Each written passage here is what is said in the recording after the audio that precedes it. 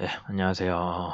선박 저항 추진 9장 추진 시험에 대해서 예습 내용이고요. 이미 수업은 한번 했지만 예습이라고 합시다.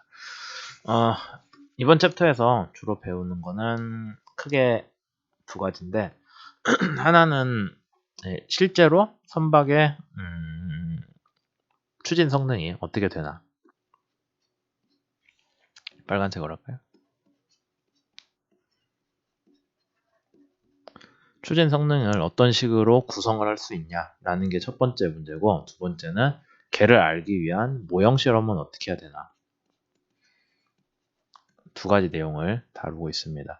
그래서 추진 성능이라고 하면은 이제 여기서는 모형 시험 먼저 나왔는데, 추진 시험 먼저 얘기하자면은 크게 세 가지 있다고 수업 때 얘기를 했어요.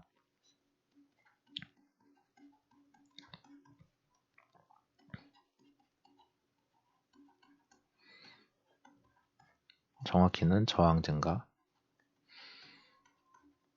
그 다음에 여기에 상대 회전율.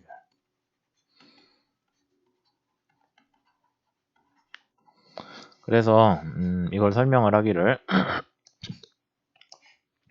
추진 성능을 구성하는 요소들이 반류비, 속도가 얼마나, 들어오는 유동 속도가, 요동에 들어오는 속도, 그 다음에 얘는 추력 감소 아니면은 배에 대한 저항 증가, 추력 문제라는 거죠. 가지고 보면 얘는 뭐였냐면은 토크. 그래서 실제로 중요한 내용은 이제 뭐가 되냐면은 우리가 선박 추진기에 단독 성능 곡선을 이런 식으로 구했죠.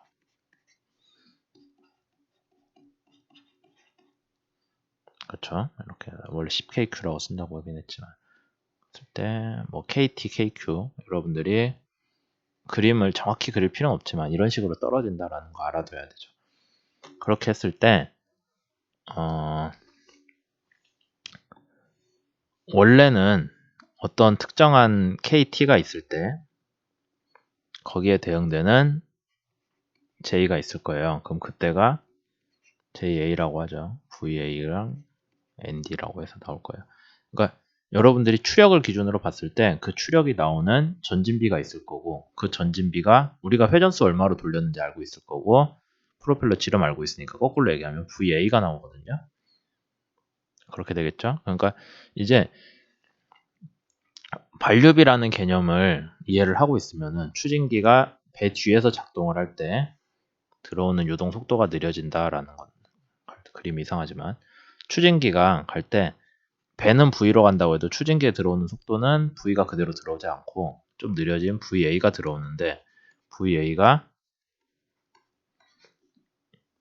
VA는 이렇게 정의될 때 그 W를 우리가 반류비라는 데 있잖아요. 걔를 이제 생각을 해보자는 거예요. 그렇게 했을 때 추진기에서 작동하는 추력을 여러분들이 만약에 안다고 하면은 추력을 알면은 KT도 구할 수 있죠. N제곱 KT를 구할 수 있잖아요. 추력이 실제로 주어졌다고 했을 때 그걸 재면은 거기에 대해서 KT를 구할 수 있고 단독 곡선에서 KT를 찾아요. KT에 대응되는 J를 찾을 수 있죠. 그러면 이 J가 단독 성능에서는 앞에 아무것도 없을 때는 ND는 이미 정해져 있기 때문에 어떤 V만큼의 유동으로 속도가 들어올 때 KT였다 알고 보니 그런 거예요. 그러면 여러분들이 아무것도 모르지만은 추진기의 추력, 그 다음에 추진기의 회전수, 지름을 안다면은 KT를 구했던 거죠. KT를 구했다면은 내가 배 뒤에서 어떻게 움직이는지는 모르겠지만은 그거를 단독 성능이랑 비교를 했을 때 이 정도 추력이 나오려면은 이 정도 전진비는 되었어야 돼. 그렇다면 내가 배 뒤에서 움직이고 있지만 이거는 실제로는 이 전진비에 대응이 될 거야 라고 해서 JA를 구하고 거기서 ND 알잖아요. 그러니까 VA를 역으로 계산을 하는 방법을 얘기를 할 겁니다. 그러면 이렇게 구한 VA가 실제 배의 V보다 작겠죠. 그래서 우리가 그 작아진 비율을 반류비다라고 이제 얘기를 할 거예요. 그러니까 원래는 우리가 반류비가 뭔지는 알고 있었어요. 유동이 얼마나 느려졌는지 그 정도인데 그거를 실제로 구하는 방법을 얘기를 하는 거죠. 프로펠러에 걸리는 추력을 재서 그걸 바탕으로 역으로 계산을 할 거다. 그런 식으로 접근을 하는 방법이 추력일치법입니다. 왜 추력일치법이냐면은 단독 성능이랑 실제 배랑 실제 배 뒤에서 움직일 조건이랑 뭐가 같다고 보냐면은 추력이 같을 거. 추력 계수가 같다면은 서로 추력 계수를 같다고 보고 거기에서 전진비를 찾아내는 거예요. 그럼 이 전진비를 찾으면은 이 전진비에 대응되는 원래 곡선에서 원래 단독 곡선에서 토크 값도 나오겠죠. 이제 그 토크 값이랑 KQ겠죠.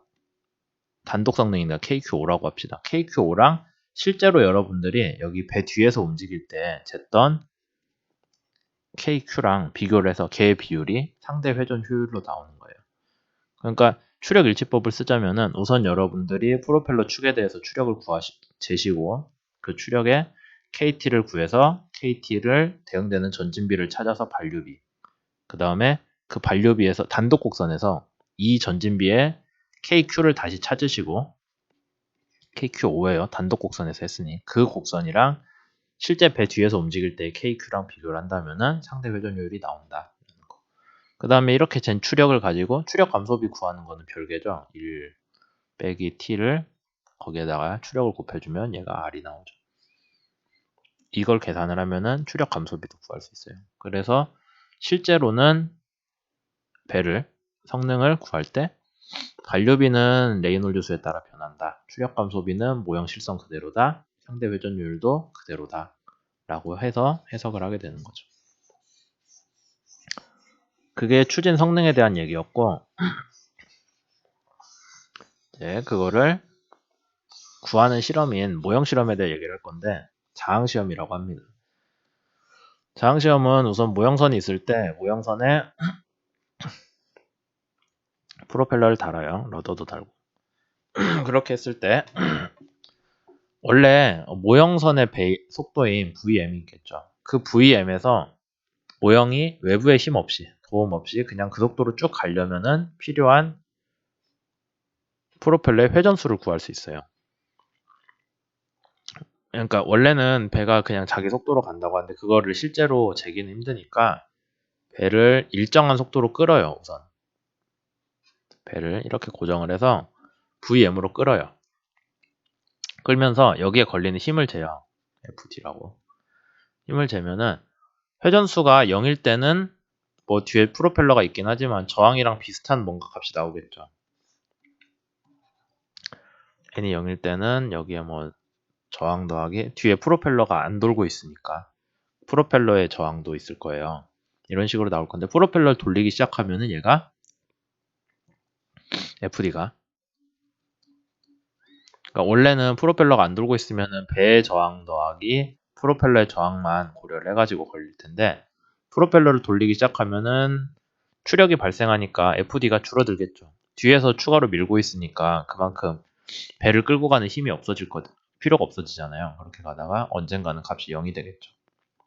더 밀면은 프로펠러가 오히려 배를 밀고 있기 때문에 FD가 배가 끌고 가는 방향이 아니라 배가 앞으로 가면서 이 배를 외부에서 지지하는 거를 끌고 가는 그런 식으로 바뀔 거예요.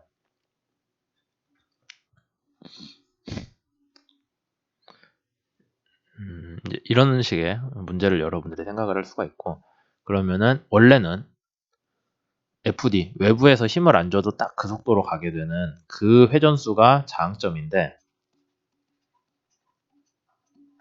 근데 이걸 저항점은 얘는 모형선에 대한 저항점이 되고 실제로 우리가 원하는 거는 실제 배의 저항점이잖아요. 그러니까 CTM 대신에 CTS를 반영을 하고 싶은 거예요. 그러면은 여기는 RTM이라고 합시다. 그러면은 우리는 그게 아니라 뭔가 여기에서 RS라고 하기는 좀 그런데 RMS라고 합시다. 모형 스케일이지만 CTS를 가지고 구한 식이에요.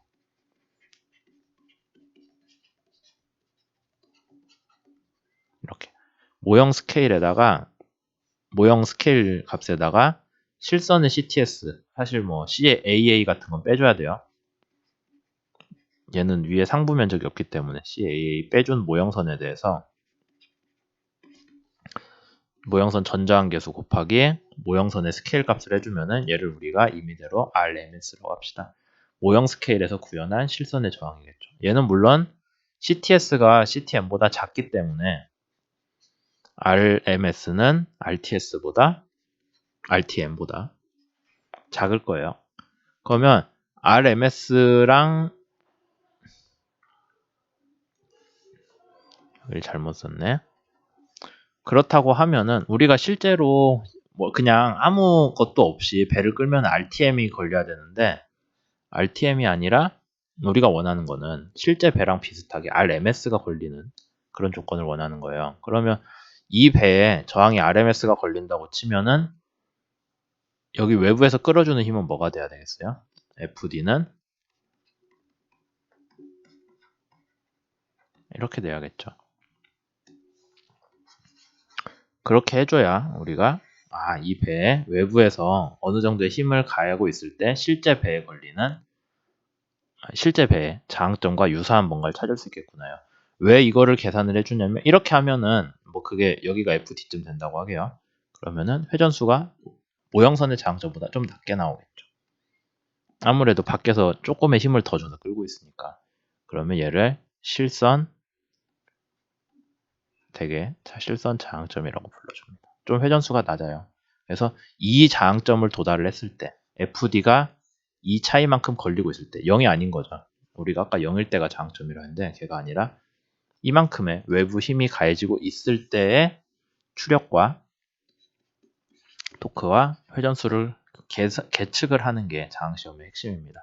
그 저항시험을 바탕으로 저항실험이랑 비교를 했을 때 추력 감소비가 나오고 저항이랑 그 다음에 단독 성능이랑 비교했을 때 반류비랑 상대 회전율을 구할 수가 있다라는 게 여기 챕터에서 하고 있는 얘기예요. 그래서 이 힘을 우리가 예인력이라고 부르고 FD를 예인력이란 개념이 대단히 중요합니다. 자항시험에서만 쓰는 거고 결국엔 뭐냐면은 우리가 원하는 거는 모형선에서도 만약에 여러분들이 프루드 수랑 레이놀드 수를 진짜 상사를 할 수 있다면은 그때 모형선 저항은 RMS라고 해서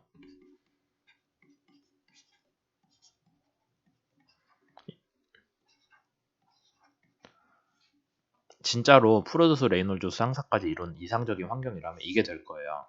근데 우리가 얘를 달성할 수는 없죠. 이런 현상을 만들 수 없잖아요. 그러니까 레이놀드 수가 좀 더 작은 점성이 좀 더 큰 환경에서 실험은 하되 그 배에 걸리는 저항만큼은 얘로 만들어주자. 배 자체에 걸리는 저항. 왜 그 얘기를 하냐면은 이 저항이랑 뭐랑 같아야 돼요? 1 빼기 t의 추력이랑. 이걸 만들어주고 싶은 거예요. 우리는. 그러니까 RTM 대신에 RMS가 걸리는 환경을 만들고 걔랑 서로 1대1 대응이 되는 그랑 서로 상쇄가 할 수 있는 상쇄를 해서 저항점을 이룩할 수 있는 그 TM을 찾자는 거죠. 그냥 RTM 가지고 하자는 게 아니라 뭐 그런 얘기 우리 챕터 9장에서 배우고 있고요. 그래서 중요한 거 뭐 추진계 단독 성능 우리가 잘 배웠죠.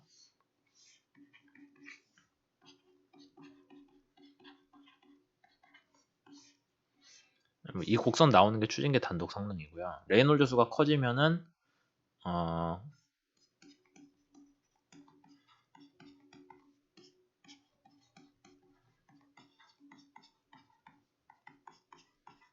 실제 배 추력이잖아요. 그러니까 여기에서 우리가 어떻게 하기로 했냐면은 얘를 CD를 가지고 구하기로 했었죠. 그렇게 했을 때 레이놀드 수로 인한 마찰 저항이 보정이 돼서 곡선이 모형보다 실선이 둘 다 조금씩은 올라가더라. 올라가면서 전체적으로 효율은 증가한다는 게 중요해요. 모형보다 실선이 효율이 좀 더 좋습니다. 추진기 효율이. 그렇게 돼 있고 이제 1978 해석 과정은 여러분들이 결국엔 뭐를 구하는 거냐면 RTM 그다음에 이건 저항 시험에서 구하죠. 추진기의 단독 성능 곡선 그 다음에 저항점에서 모형 실험을 한 실선 스케일 저항점에서 NM 이걸 구해가지고 얘를 가지고 실제 배의 회전수 그 다음에 PD PD는 2파이 NQ겠죠. 둘 다 실선. 이걸 구하는 과정들이 ITTC 1978이에요. 이걸 이제 한 번씩 쭉 따라가면서 여러분들이 해보시면은 여기서 이 얘기를 하고 있구나 라는 걸 이해를 할 수가 있을 텐데, 그거랑 별개로 자항시험에서 예인력이라는 게 들어간다. 예인력이라는 게 들어간다는 거는 꼭 알고 시작을 해야겠죠. 그래서 여기까지 하도록 하겠습니다.